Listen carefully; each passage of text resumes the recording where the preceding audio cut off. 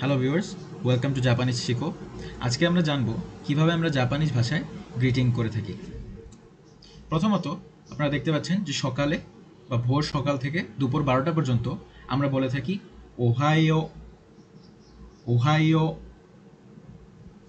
আর এটার একটা পোলাইট ফর্মও রয়েছে, যেটা আমরা আরও সম্মান দেখানোর জন্য আমরা বলে থাকি ওহাইও গোজাইমাস। ওহাইও গোজাইমাস, ওই গোজাইমাসটা হচ্ছিল পোলাইট ফর্ম।